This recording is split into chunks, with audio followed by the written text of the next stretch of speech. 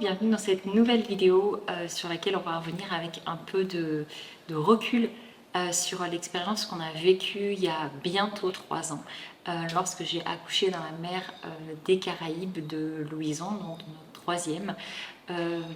C'est vrai que ça a été très intense, mais forcément quand on en a parlé c'était encore très à chaud. Donc on a eu des questions récemment un petit peu sur le sujet. Il y a notamment une Allemande qui a accouché au Nicaragua en début d'année. Et donc forcément ça a soulevé plein de nouvelles questions. Et ça nous donne envie de Donc, refaire une vidéo là-dessus.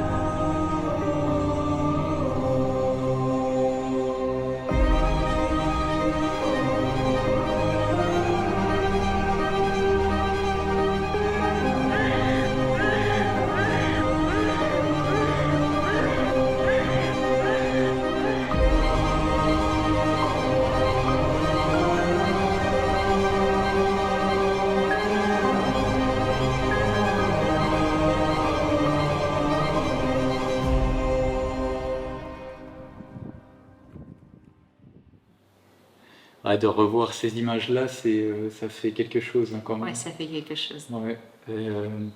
Donc avant de rentrer dans le vif du sujet, où est-ce qu'on en est maintenant, quasiment 3 ans après? Ben, on est toujours au Mexique parce que finalement on a décidé de poser nos valises ici. On a acheté un ancien rancho, un ancien ranch qui était quasiment à l'abandon depuis plus de 4 ans.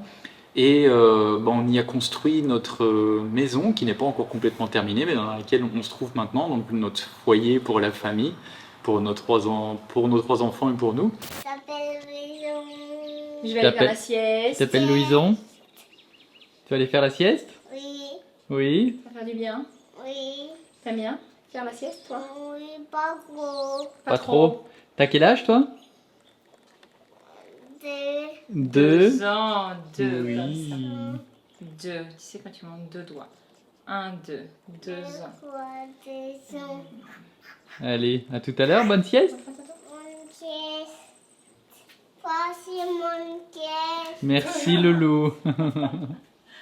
Ça va les loulous? Oui. Vous jouez à quoi? Un stratégo. C'est qui gagne? Bah là c'est moi parce que il m'a mangé 11 points et je lui ai mangé 13.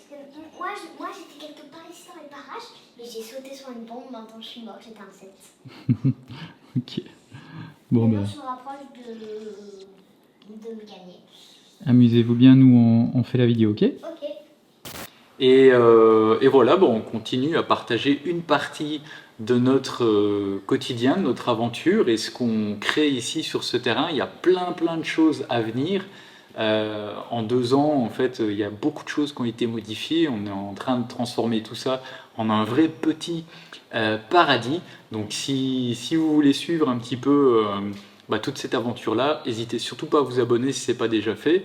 Et tant qu'on y est, n'hésitez pas à mettre un pouce pour nous soutenir. Et à partager cette vidéo si vous pensez que ce qu'on va justement, c'est sûr qu'on va pouvoir parler un petit peu après, pourra aider du monde. Donc n'hésitez pas du tout. Sur ce, est-ce que tu peux commencer? Moi j'ai mon petit anti-sèche. Je vais poser principalement les questions à ma tendre et chère épouse Audrey.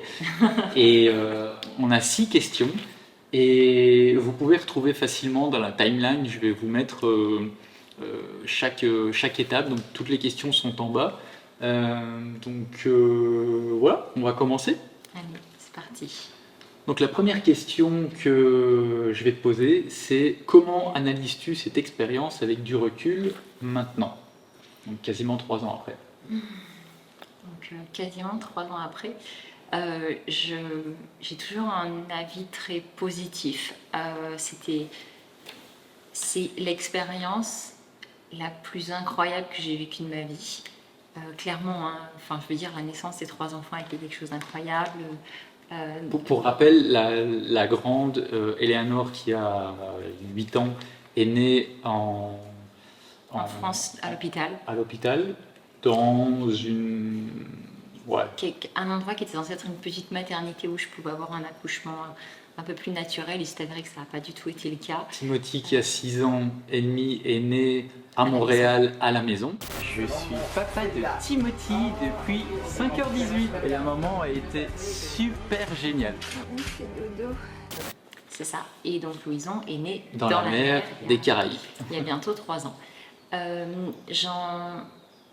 ans après, je dirais que j'ai plus pris le temps peut-être de réaliser véritablement ce qui s'était passé comparé à la fois où j'en ai parlé. Finalement, ça fait peut-être 1 mois, même pas que j'avais accouché, donc c'était encore très très frais. Je crois qu'aujourd'hui, vraiment, je réalise et je suis assez heureuse et fière d'être allée au bout de ce... Je n'ai pas envie de dire de cette idée, parce que c'est même pas une idée qui est venue de moi en fait, mais au bout de ce projet et qu'il ait pu se concrétiser. Voilà, parce que bon, après avoir une idée, c'est une chose, mais que toutes les circonstances fassent que ça puisse se concrétiser, c'en est une autre. Et ouais, je pense que c'est un des moments les plus forts de toute ma vie, dans ce que j'ai pu vivre en tant que femme, ce sentiment j'ai pas envie de dire de superpuissance, mais je crois qu'il y avait un petit peu de ça quand même, et juste de s'abandonner à la puissance et à la connaissance du corps. Et ça, c'était quelque chose d'absolument incroyable que j'ai mis beaucoup de temps à réaliser. Et pour en parler encore souvent avec ma sage-femme, donc du coup 3 ans après, enfin pas encore 3 ans après, près de 3 ans après, ça... On a toutes les deux, on se dit souvent, une place spéciale dans le cœur l'une de l'autre, parce qu'on a quand même vécu quelque chose d'absolument extraordinaire, quelque chose que finalement on est juste 3. Eleanor aussi, mais Eleanor c'était une enfant. Eleanor était là à l'accouchement. D'ailleurs, si vous n'avez pas vu la vidéo de l'accouchement, il y a le petit qui est là en haut à droite, vous pouvez la retrouver. Donc ouais, il y a vraiment quelque chose qui s'est créé qui a été difficile au début de ne pas pouvoir vraiment le partager, parce qu'on était juste 3 à comprendre. Et ça c'était incroyable. Donc voilà, je crois que j'ai plus, avec presque 3 ans de recul, j'ai réalisé finalement, véritablement ce qui s'était passé. Et avec du recul, qu'est-ce qui fait selon toi que cette expérience a été une réussite? Alors,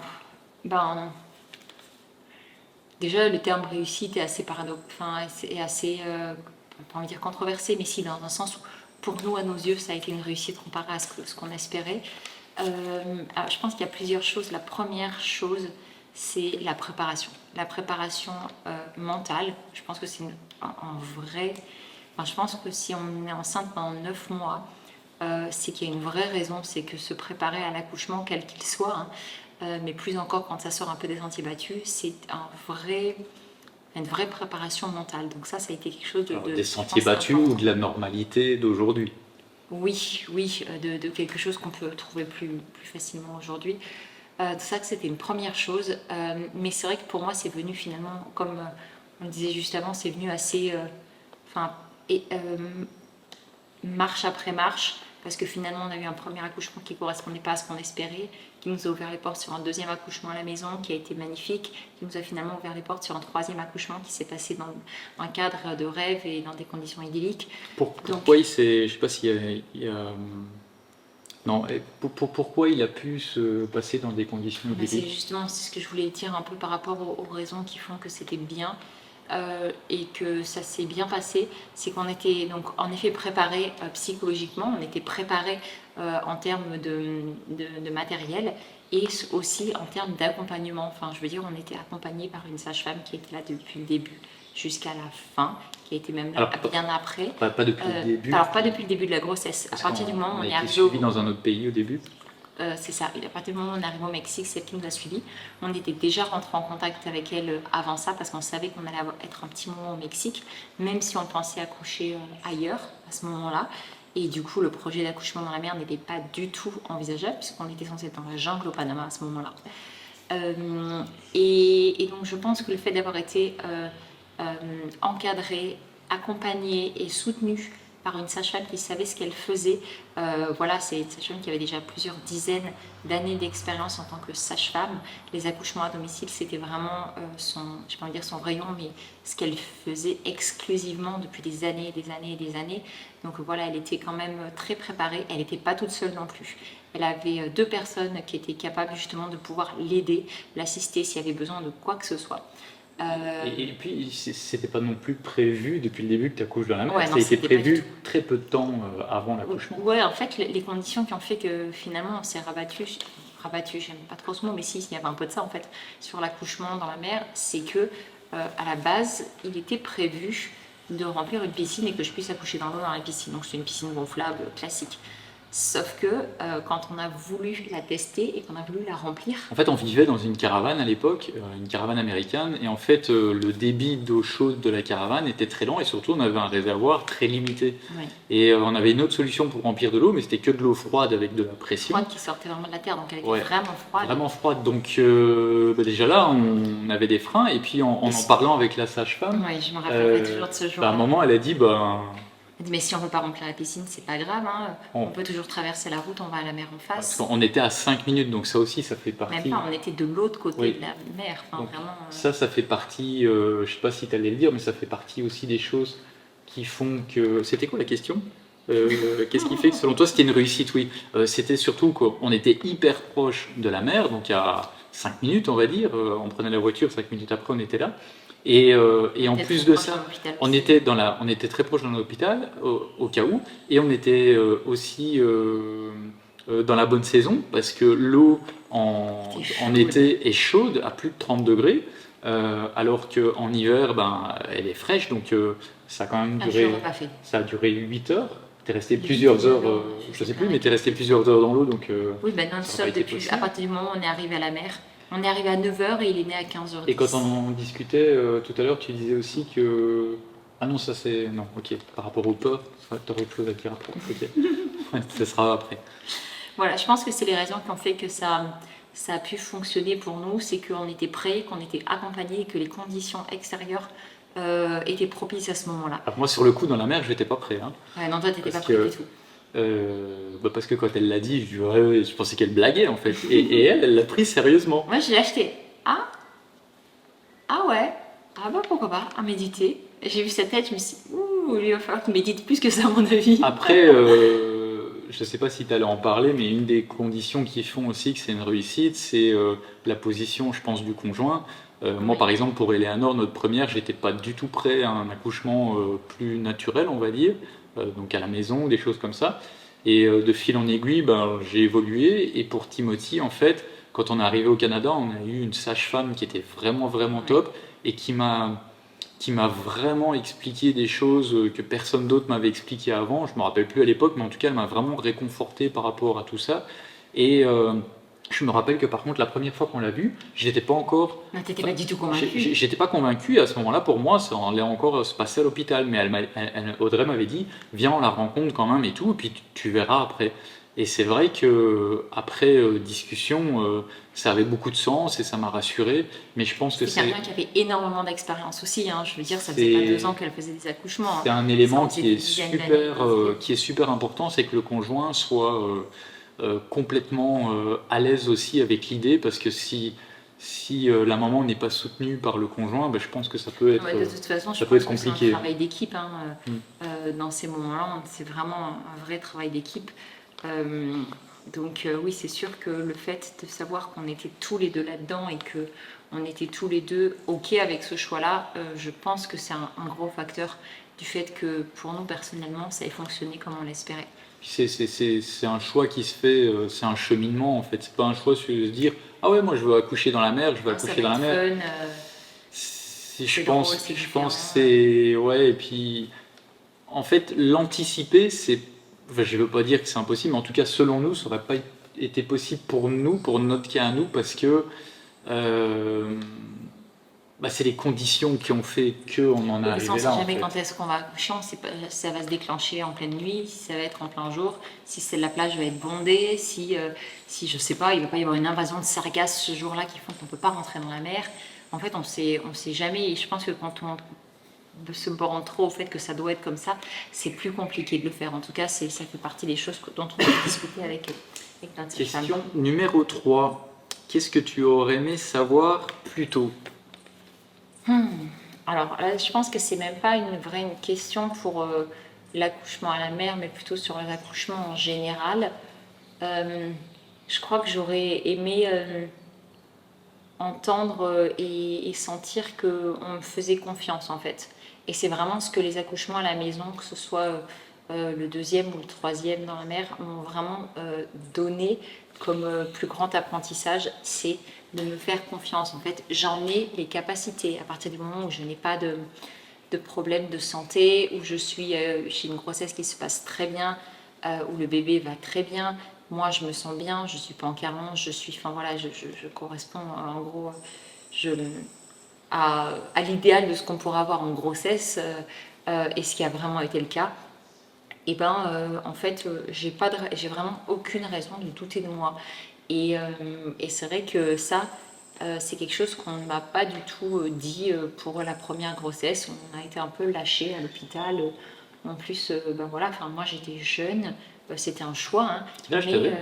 ben je suis tombée enceinte d'Eleanor, j'avais 22 ans. On l'a eu, j'avais 23. Donc ce qui reste quand même relativement jeune pour l'époque, hein, maintenant. Donc c'est vrai que et puis il y avait un petit peu le côté euh, euh, de la part des médecins, on va dire, de oh, c'est une enfant, elle ne sait pas ce qu'elle fait.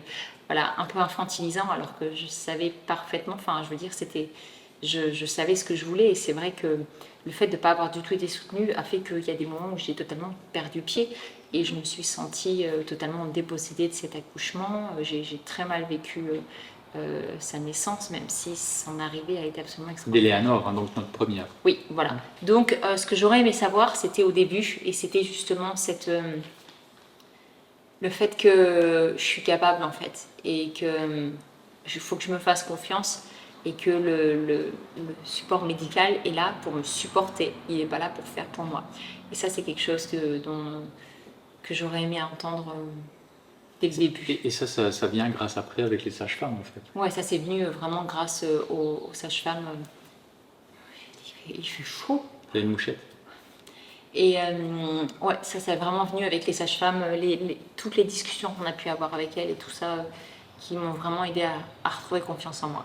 Question 4. Est-ce que tu as eu des peurs, des freins, des jugements? Ah ouais, pas vraiment. Je crois que j'avais peut-être déjà fait le travail avec la naissance de Timothy avant, vu que j'avais déjà accouché en dehors du cadre. Euh, je pense que les peurs... Est-ce que tu en avais, par exemple, pour Timothy à la maison? Mais inévitablement, il y en a toujours un petit peu parce qu'on n'est pas totalement maître de ce qui se passe, hein. Ça, je pense que c'est quelque chose qu'il faut vraiment accepter. Il faut accepter que du coup, comme on n'est pas maître, on peut être amené à être transféré en urgence à l'hôpital. Donc c'est sûr que c'était quelque chose, je vais pas envie de dire qui me faisait peur, mais que voilà, j'avais pas très envie de le vivre, clairement. Mais c'est vrai que sinon, des peurs, je crois que les autres en ont eu pour moi, parce que moi j'étais assez, enfin, voire même carrément hyper confiante. Toi le premier, hein. Bon, après, il y avait les peurs irrationnelles autour de nous, de gens qui pouvaient penser, mais t'imagines s'il y avait eu des requins. C'est bon, non, il n'y a pas du tout de requins dans ces endroits-là. En plus, il n'y a quasiment pas de fond. Enfin, il n'y a pas de, il y a absolument aucun risque à ce niveau-là. Des peurs par rapport à la santé du bébé, non, parce qu'encore une fois, l'eau était chaude. Il est sorti. En fait, il passe d'un milieu liquide à un autre milieu liquide. Donc, en fait, il ne peut pas boire la tasse d'eau de mer, puisque de toute façon, ses poumons ne sont pas encore développés. Il y avait, je me rappelle dans les commentaires, il y a pas mal de gens qui parlaient de problèmes de bactéries ou de choses comme ça, ou que c'est pas propre en fait. Ben, ce qu'il y a, c'est qu'en fait, déjà l'eau de mer de base c'est salé, donc en fait, ça a quand même. Ça, on en avait beaucoup discuté avec la sage-femme. Alors, ça fait D'ailleurs, plusieurs années. Alors, je pense que on avait fait une vidéo sur le sujet où la sage-femme répondait à tout ça, je pense. elle est beaucoup mieux placée que moi pour pouvoir parler de ça, hein, parce que du coup, je voudrais pas dire des. En tout cas, il y avait pas de risque. On ne peut pas dire qu'il n'y a pas de risque, parce qu'il y a toujours un risque quel qu'il soit, hein, je veux dire, où qu'on soit, hein, que ce soit chez nous, à l'hôpital.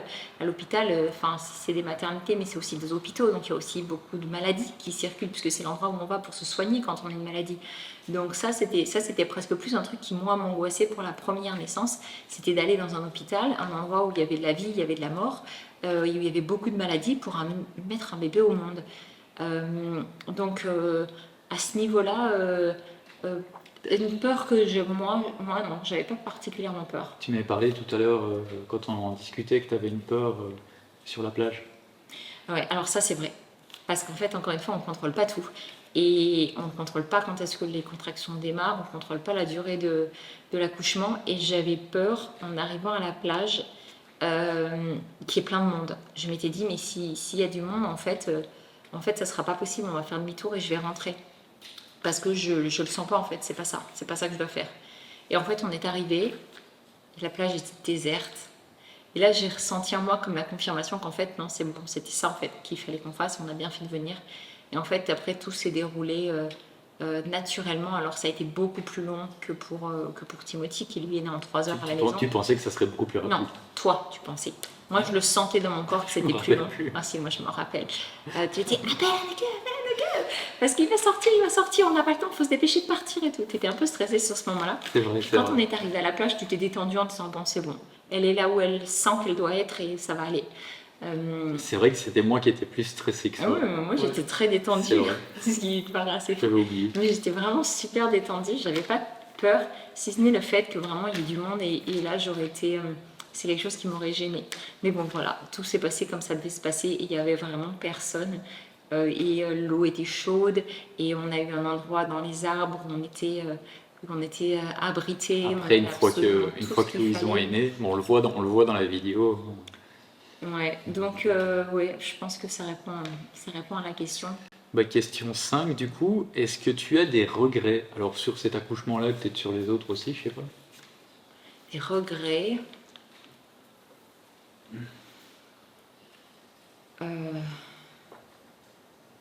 Non.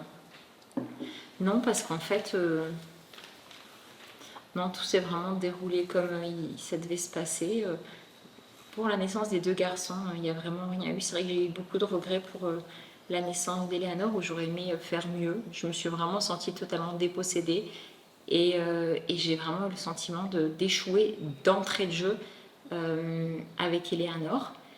Alors que c'est pas un échec, hein, parce que de mémoire, en plus, ils t'ont presque forcé à prendre la péridurale et que tu voulais pas. En fait, c'est exactement ça, parce que je pense que ça se passe très bien pour plein de personnes qui accouchent dans les hôpitaux, et ça, faut savoir que c'est absolument pas quelque chose que je remets en cause, hein.